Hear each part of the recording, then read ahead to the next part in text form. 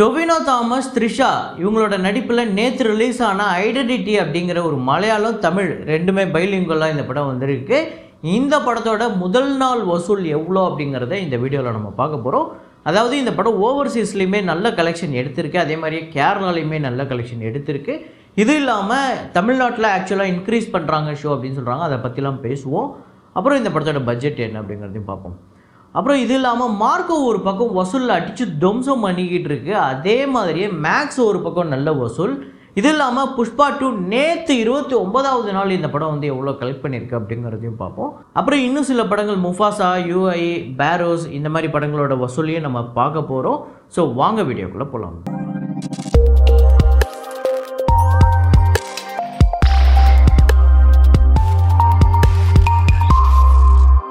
நேற்று வீடியோவில் நான் ஒரு ஃப்ரேம் ஒன்று வச்சுருந்தேன், அதை நிறையா பேர் கரெக்டாக கெஸ் பண்ணியிருந்தீங்க. அது என்ன ஃப்ரேம், என்ன படம் அப்படிங்கிறத பார்த்துட்டு வாங்க.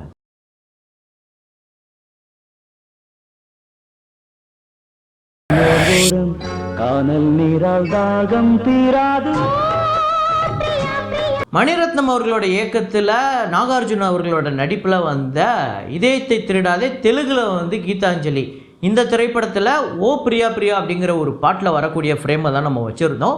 அதை கரெக்டாக நிறைய பேர் கெஸ் பண்ணியிருந்தாங்க. அதில் முதல் 5 பேர் யார் அப்படிங்கிறத பார்த்திங்க அப்படின்னா குருதேவன் ஸ்ரீனிவாசன், குகன்ராஜ், சிவராம் பிரபு, மோட்டிவேஷ்னல் ஸ்பீக்கர், நூர் மாஸ்கி, 100 ஃபேஸ், இந்த 5 பேர் தான் முதல்ல கரெக்டாக கெஸ் பண்ணியிருக்காங்க.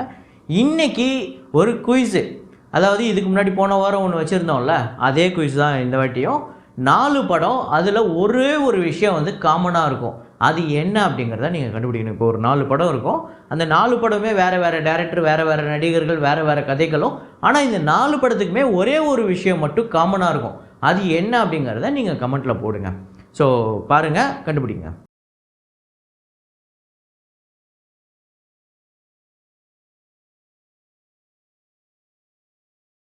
நிறைய பேர் வீடியோவை பார்க்குறவங்க லைக் அப்படிங்கிறத ப்ரெஸ் பண்ண மறந்துடுறீங்க, அதை இப்போவே பண்ணிக்கோங்க. அதே மாதிரியே நிறைய பேர் சப்ஸ்கிரைப் பண்ணாமல் பார்த்துட்ருக்கீங்க, அதுவும் பண்ணிக்கோங்க. அதே மாதிரியே நம்ம வந்து 2024 இருக்கக்கூடிய டாப் 15 தரவரிசைகள் ஒரு 2 ஆல்ரெடி பார்த்துட்டோம்.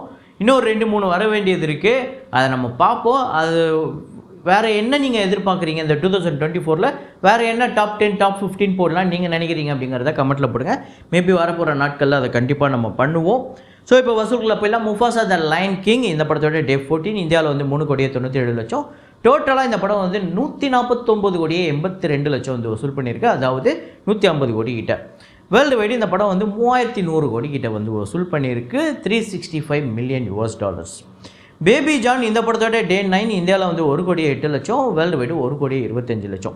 டோட்டலாக இந்தியாவில் 41,93,00,000, வேர்ல்டு வைடு 51,69,00,000 இந்த படம் வந்து வசூல் பண்ணியிருக்கு 9 நாளில். ஸோ யூஐ அப்படிங்கிற கன்னட திரைப்படம் டே 14 கர்நாடகாவில் 33,00,000, வேர்ல்டு வைடு 45,00,000. ஸோ டோட்டலாக 33,19,00,000 கேரளாலையும், வேர்ல்டு வைடு 41,08,00,000. ஆக்சுவலாக இந்த படம் நீங்கள் பார்த்துருந்தீங்கன்னா எப்படி இருக்குது, இவங்க என்ன மாதிரி ஒரு தீமை எடுத்திருக்காங்க அப்படிங்கிறது உங்களுக்கு எந்த அளவுக்கு புரிஞ்சுது அப்படிங்கிறத கமெண்ட்டில் போடுங்க. நானும் ஓடிடிக்காக வெயிட் பண்ணுறேன், பார்ப்போம். அப்புறம் மேக்ஸ் அப்படிங்கிற திரைப்படத்தோட டே 9 கலெக்ஷன் கர்நாடகாவில் 1 கோடி, வேர்ல்டு வைடு 1,35,00,000. ஸோ டோட்டலாக 39,67,00,000 கர்நாடகாலையும், வேர்ல்டு வைடு 47,12,00,000. அப்புறம் ரைஃபிள் கிளப் அப்படிங்கிற ஒரு மலையாள திரைப்படம் நல்ல வசூல் தொடர்ந்து எடுத்துக்கிட்டு இருக்குது. டே 15 கேரளாவில் 73,00,000, வேர்ல்டு வைடு 90,00,000. ஸோ டோட்டலாக கேரளாவில் 15,08,00,000, வேர்ல்டு வைடு 23,50,00,000 இந்த படம் வந்து வசூல் பண்ணியிருக்கு 15 நாளில். இந்த படத்தோட பட்ஜெட் 7 கோடி, ஆல்ரெடி ஒரு பெரிய ப்ராஃபிட் எடுத்திருக்கு. அப்புறம் பேரோஸ் இந்த படத்தோட டே 9 கலெக்ஷன் கேரளாவில் 21,00,000, வேர்ல்டு வைடு 25,00,000. ஸோ டோட்டலாக இந்த படம் 17,41,00,000 வந்து வசூல் பண்ணியிருக்கு, 90 கோடி இந்த படத்தோட பட்ஜெட். அப்புறம் மார்க்கோ திரைப்படத்தோட டே 14 கேரளாவில் 74,00,000, ரெஸ்ட் ஆஃப் இந்தியாவில் 1,15,00,000, ஓவர்சீஸில் 40,00,000, வேர்ல்டு வைடு 2,29,00,000. ஆக்சுவலாக மார்க்கோ வந்து இன்றைக்கி தான் தமிழ்நாட்டில் ரிலீஸ் ஆகுது. நான் நேற்றே ரிலீஸ் ஆகுது அப்படிங்கிற மாதிரி சொல்லியிருந்தேன். அதுக்கு ஒருத்தர் வந்து திட்டினாரியோ, என்னையா நீ தப்பாக சொல்லிக்கிட்டு இருக்க அப்படின்னு. ஸோ அதுக்கு மன்னிச்சிருங்க. இன்றைக்கி தான் படம் ரிலீஸ் ஆகுது. இன்றைக்கி ஆக்சுவலாக நல்ல கலெக்ஷன் எடுத்துருக்கு. கிட்டத்தட்ட இந்த படம் வந்து விடுதலை அளவுக்கு வந்து நம்பர் வரும் அப்படின்னு சொல்கிறாங்க இன்றைக்கி கலெக்ஷன் பொறுத்த வரையும். ஸோ டோட்டலாக கேரளாவில் 38,12,00,000, ரெஸ்ட் ஆஃப் இந்தியாவில் 12,31,00,000, ஓவர்சீஸில் 31 கோடி, வேர்ல்டு வைடு 81,43,00,000 இந்த படம் வந்து வசூல் பண்ணியிருக்கு. வெறும் 14 நாளில் 30 கோடி பட்ஜெட்டு, ஆல்ரெடி சரியான ஹிட்டு. இது வேறு ஏதோ ஒன்று ரெக்கார்டு ஒன்று வச்சுருந்ததுன்னு சொன்னாங்க. என்னென்னா ஹையஸ்ட் கிராசர் இன் கொரியா இந்தியன் ஃபிலிம் எல்லா இந்திய திரைப்படத்திலேயே ஒரு திரைப்படம் கொரியாவில் வந்து போய் ரிலீஸ் ஆகி, அதுவும் மோஸ்ட்லி எந்த படம் ரிலீஸ் ஆகாது, இந்த படம் ரிலீஸ் ஆகி அங்கே ஒரு பெரிய அளவுலையும் வரவேற்பும் பெற்றிருக்கு அப்படிங்கிற மாதிரி ஒரு நியூஸும் பார்த்தேன். உண்மையிலே பெரிய விஷயம். 2024 கடைசியில் வந்திருந்தாலுமே 2024 பிக்கெஸ்ட்டு ஹிட்டில் இந்த படம் கண்டிப்பாக அந்த டாப் 5 டாப் 6க்குள்ளே வரும் அப்படின்னு சொல்கிறாங்க.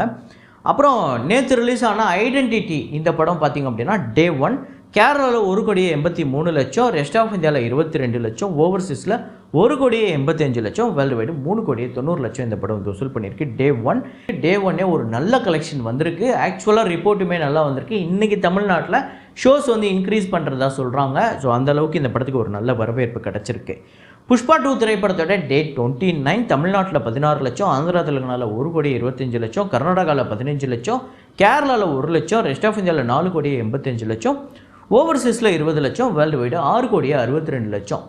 ஸோ அதே மாதிரி புஷ்பா 2 திரைப்படத்தோட டோட்டல் கலெக்ஷன் தமிழ்நாட்டில் 78,08,00,000, ஆந்திரா தெலுங்கானாவில் 328,44,00,000, கர்நாடகாவில் 97,33,00,000, கேரளாவில் 18,58,00,000, ரெஸ்ட் ஆஃப் இந்தியாவில் 911,32,00,000, ஓவர்சீஸில் 261,47,00,000, வேர்ல்டு வைடு 1,695,22,00,000.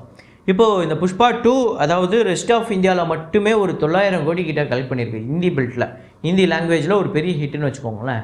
இதுவரையும் எந்த ஒரு இந்திய திரைப்படமே, எந்த ஒரு ஹிந்தி திரைப்படமே இதை பண்ணதில்லை. இப்போது இந்த புஷ்பா 2 பண்ணியிருக்கு. இப்போ விடுங்க, இன்னும் 2 வருஷம் 3 வருஷம் கழித்து கூட இந்த மாதிரி ஒரு படம் வந்தது அப்படின்னா, இந்த மாதிரி ஒரு படம் இப்போ டாக்கில் இருக்குது, இப்படிப்பட்ட ஒரு பெரிய பேன் இந்தியா படம் வரப்போகுது, இந்த படம் வந்ததுன்னா இந்த ரெக்கார்டு எல்லாத்தையுமே பிரேக் பண்ணிவிடும் அப்படின்னு நீங்கள் நினைக்கிற படம் என்ன? ஆக்சுவலாக KGF 2 ஒரு பெரிய ஹிட்டு. அதுக்கப்புறம் டாக்ஸிக் வருது, பிரபாஸ்க்கு கூட ராஜா சாப் அப்படிங்கிற படம் வருது, சலார் 2 வருது. இந்த மாதிரி எந்த படங்கள் இனிமேல் வரக்கூடிய பேன் இந்தியா திரைப்படங்கள் இந்த மாதிரி ஹிந்தி பெல்ட்டில் பெரிய கலெக்ஷன் எடுக்கும் நீங்கள் நினைக்கிறீங்க அப்படிங்கிறத கமெண்ட்டில் போடுங்க. அப்புறம் விடுதலை 2 படத்தோட டே 14 தமிழ்நாட்டில் 58 லட்சம், வேர்ல்டு வைடு 67 லட்சம். ஸோ டோட்டலாக 40,21,00,000 தமிழ்நாட்டிலையும், வேர்ல்டு வைடு 61,69,00,000 இந்த படம் வந்து வசூல் பண்ணியிருக்கு. அப்புறம் அலங்கு அப்படிங்கிற தமிழ் படம் டே 7 தமிழ்நாட்டில் 4 லட்சம், வேர்ல்டு வைடு 5 லட்சம். ஸோ டோட்டலாக 53 லட்சம் தமிழ்நாட்டிலையும், வேர்ல்டு வைடு 60 லட்சம் இந்த படம் வந்து வசூல் பண்ணியிருக்கு. தி ஸ்மைல் மேன் டே 7 இந்த படம் வந்து தமிழ்நாட்டில் 7 லட்சமும், வேர்ல்டு வைடு 8 லட்சமும். டோட்டலாக இந்த படம் வந்து தமிழ்நாட்டில் 76 லட்சமும், வேர்ல்டு வைடு 83 லட்சம். இந்த 2 படங்களுமே தோல்வி படமாக தான் அமையுது. அப்புறம் நேற்று கலெக்ஷனை பொறுத்தவரையும் டாப் 5 தமிழ்நாடு, முஃபாசா வந்து 75 லட்சம், விடுதலை 2 58 லட்சம், புஷ்பா 2 16 லட்சம், ஐடென்டிட்டி வந்து 12 லட்சம், மேக்ஸ் வந்து 8 லட்சம். இதுதான் டாப் 5 தமிழ்நாடு நேற்று கலெக்ஷனை பொறுத்தவரையும். அப்புறம் இது என்னங்க, விடாமுயற்சி ரிலீஸ் இல்லை அப்படின்னு சொல்லிட்டாங்க, அனௌன்ஸ் பண்ணிட்டாங்க. அதுக்குன்னு இதுக்கு முன்னாடி என்னெல்லாம் கிடப்பில் கிடந்ததோ அந்த படம் எல்லாமே இந்த பொங்கலுக்கு ரிலீஸ் ஆகிறதுக்கு தயாராகிடுச்சு. உதாரணத்துக்கு பார்த்திங்க அப்படின்னா மிர்ச்சி சிவா அவர்களோட சுமோ, அது வந்து ஒரு 5-6 வருஷமாக கிடப்பில் கிடந்தது. இப்போ பார்த்தா அது வருது. மதகஜ ராஜா அதெல்லாம் இனிமேல் வரவே வராது, இன்னும் எத்தனை டிக்கெட் ஆனாலும் அது வராது அப்படின்னு பார்த்தா அந்த படம் இப்போ பொங்கலுக்கு விடுறாங்க. அதே மாதிரியே நிறையா படங்கள், சின்ன சின்ன படங்கள் பொங்கலுக்கு வருது. இதே வந்து விடாமுயற்சி ஒருத்தர் கொஞ்சம் ஒதுக்கி போனதுனால எத்தனை பேருக்கு நல்ல விஷயமா மாறி இருக்கு பாருங்களேன். அவங்களாம் வந்திருக்காங்க, அவங்களாம் தெரில வசூல் ரீதியாக வெற்றி பெறுவாங்களா, வணிக ரீதியாக வெற்றி பெறுவாங்களா அப்படிங்கிறது தெரில. ஆனால் இந்த பொங்கலுக்கு ஒரு படம் இவங்க எல்லாருக்குமே ஒரு பெரிய விஷயமா இருந்திருக்கு. அந்த படம் கொஞ்சம் மூவ் ஆனதுக்கப்புறம் இவங்க எல்லாருமே இந்த ஒரு தேதியை வந்து ஃபிக்ஸ் பண்ணிட்டாங்க பாருங்கள். இப்போ என்னென்னா ஒரு கிட்டத்தட்ட தமிழில் மட்டுமே 9 படம் கிட்ட ரிலீஸ் ஆகுது. ஒவ்வொரு படத்துக்குமே எத்தனை ஸ்க்ரீன் கிடைக்க போகுது, எத்தனை ஷோ கிடைக்க போகுது அப்படிங்கிறது தெரில. அதை தாண்டி தமிழ்நாட்டில் பெரிய அளவில் ஸ்க்ரீன் கிடைக்க போகிறது சங்கர் அவர்களோட இயக்கத்தில் வரக்கூடிய கேம் சேஞ்சராக தான் இருக்கும். அதை தாண்டி எந்தெந்த படங்களுக்கு வந்து ஷோஸ் கிடைக்க போகுது அப்படிங்கிறதெல்லாம் வரப்போகிற நாட்களில் நம்ம பேசுவோம். எந்த படங்கள் பெரிய அளவில் வசூல் எடுக்கும் நீங்கள் நினைக்கிறீங்க அப்படிங்கிறதையும் கமெண்ட்டில் போடுங்க. இதே மாதிரி ஒரு வீடியோவில் இதே மாதிரி கலெக்ஷன் ரிப்போர்ட்டில் மீண்டும் நான் உங்களை சந்திக்கிறேன். Signing off Rahman.